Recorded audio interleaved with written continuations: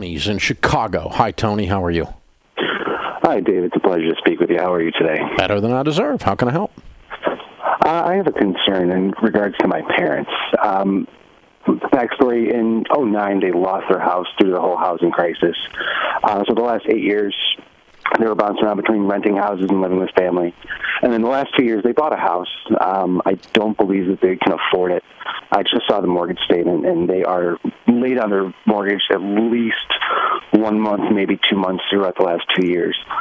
I'm not really sure what to do about that. They have no savings for retirement, no life insurance. Are they inviting you into the conversation? No. I'm kind of subtly playing your podcast while I drive my mom to work to try to give her the hint, like, hey, you guys should probably, get your life together so we're not stuck with, burial costs and things like that. Yeah. Mm. Well, it's hard to watch people you love do stupid stuff, and they didn't lose their home in 2008 due to the housing crisis. They lost their home in 2008 because they were in a situation they couldn't hold the house.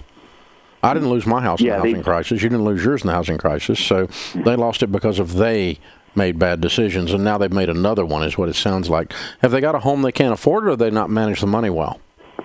They're not managing money well. Together, my mom and dad probably bring home about $40,000 total. That's probably $20,000 less than they were making when they lost the house in 2008. And what do you think this house payment is? It's about $1,100. Whew, pretty steep for $40,000. Yeah, and he's got a 72-month car loan on his current car, which is probably a couple hundred. Plus, he's got a loan on a car that's in the garage that doesn't even run. I'm sure credit card debt up the wazoo. So it sounds like you know what they should do, but the trick is getting them to do it. Correct. Yeah. Okay.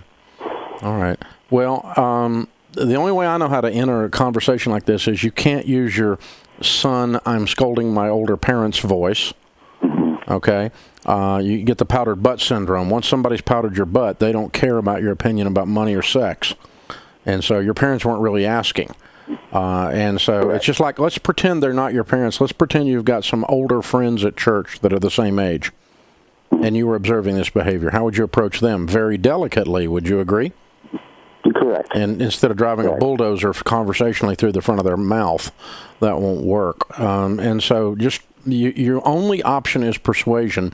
And the only way the best persuasion I've ever seen is stuff like you're doing, and that's, leave a book on the coffee table, drop a podcast out there, that kind of thing.